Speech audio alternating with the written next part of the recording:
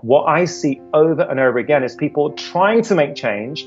They think motivation is going to be enough. The motivation carries them through for 1 week, for 2 weeks, for 3 weeks.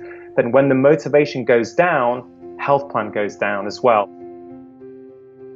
Simple exercise, very easy to do, but very effective. This, and I guarantee that for the vast majority of people, they will feel better. They will feel less anxious, less stressed.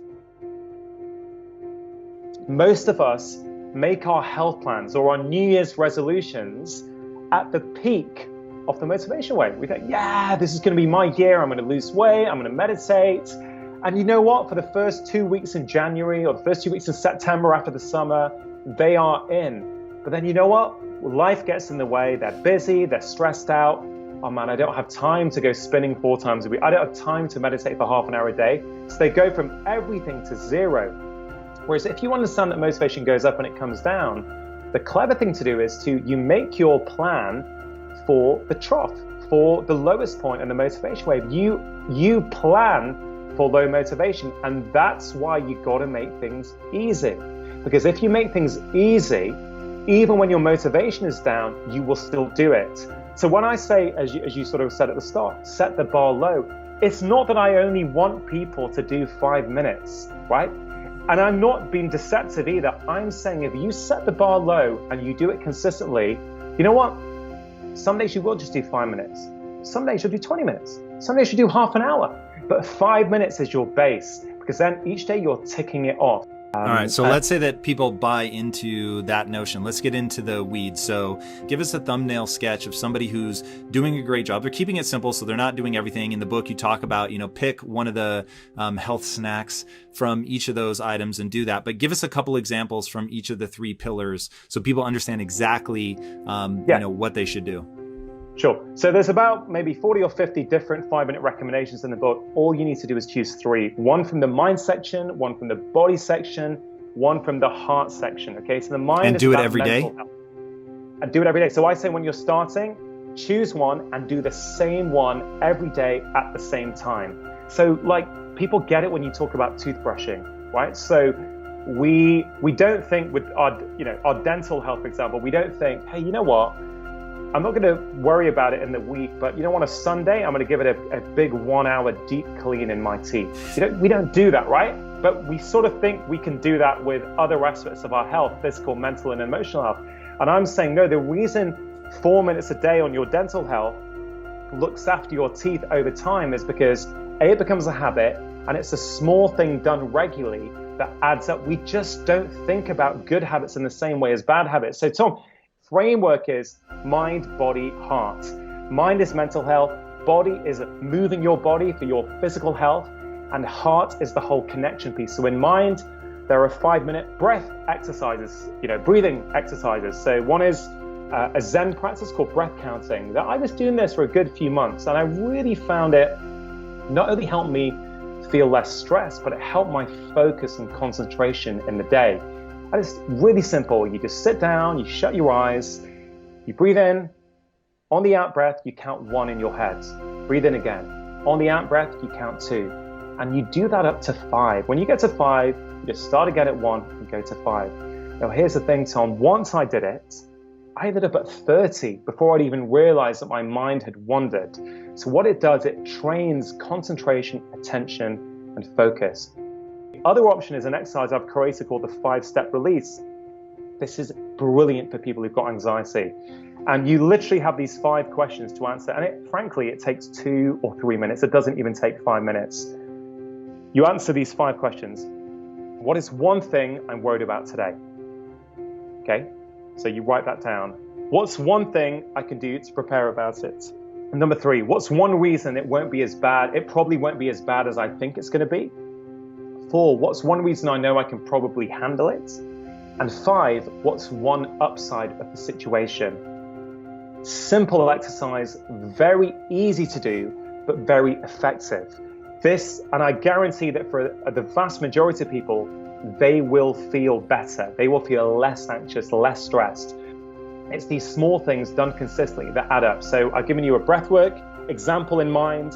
I've given you a couple of journaling examples in mind. There's 5 minutes of flow. So I know you've spoken about flow state on many of your shows before.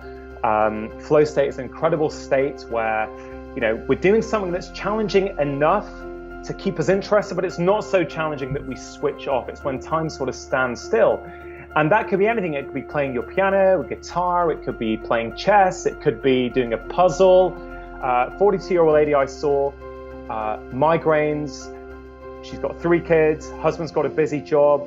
I felt stress was driving her migraines a lot. And she said, I don't have time for this stuff. She tried yoga, she tried meditation. I said, Doc, I'm busy, I don't have time for this stuff. It turns out she loved coloring books. Super easy to do if you do it. It's like all these things, they're great if you actually go and do it. So she was struggling, right? So I said to her, what do you do in the morning? She said, I have a cup of tea. The kids are causing mayhem and chaos, but I will go and make a cup of tea. I said, perfect. That is a habit that we can stick this onto. I said, do you need a notification in your phone to remind you to have a cup of tea? She said, of course not. No, I have a morning cup of tea.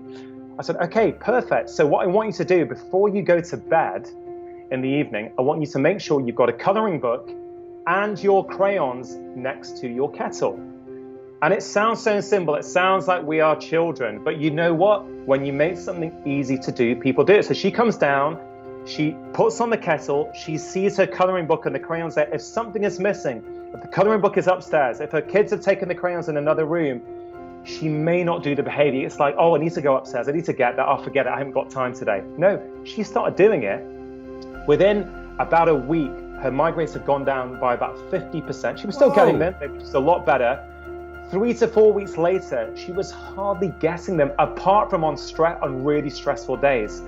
Now, it doesn't always happen that easily and that quickly, Tom, but I use that example because it was so powerful.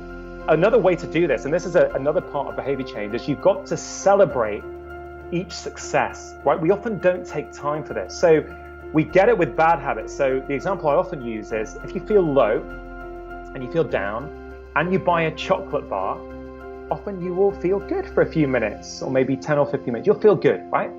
So you've wired in this idea of a very powerful emotional response, which is I feel low, I eat chocolate, I feel good. That is very, very powerful. And actually, it's not repetition that creates habits. It's emotions that creates habits. So you really want, after a positive habit, let's say you've done a 5-minute workout. Let's say it's 5 minutes of skipping or 5 minutes of dancing. You want to almost luxuriate in that feeling of well-being for a few seconds. How do you do that? Well, okay, so BJ will say you should say something like, I am awesome. Right? Out loud. Now, out loud. He says, say it, feel it, absorb it. I am awesome. Talk to me about the classic 5. The classic 5 is one of my favorite ones, right? I think it's the 5 most high impact body weight exercises that you can do. And that's the key, right? Body weight. Look, you can easily bring in things that require equipment, but I discipline myself to say, Rangan, no equipment allowed, because equipment means it's an excuse for somebody not to do it. Oh, I don't have it, I'm not going to do it. It's simple, right? It's a press up. It's squats. It's lunges. It's reverse flies, which you can do with your arms, and the glute bridge. The bridge when you're lying and you sort of lift up your hips. Lying on your back. You're lying on your back with your sort of feet on the floor, with your knees at a slight angle. Yep. And your arms flat on the ground, and you lift up your bum and your hips while contracting your glutes. So again, it's just trying to give people a balanced workout. So that's one. There are interval workouts. If people want something super simple, there's one in there that I call simple sweat. You pick a whole body exercise that you like. Let's say jumping jacks, or a whole body exercise. Put a timer on for 30 seconds. Do jumping jacks. For 30 seconds, rest. Repeat 5 times. You've just done yourself an interval workout, right? It is simple. You do that every day, you will feel a difference. You will see changes in your physique. You will feel better with your mood.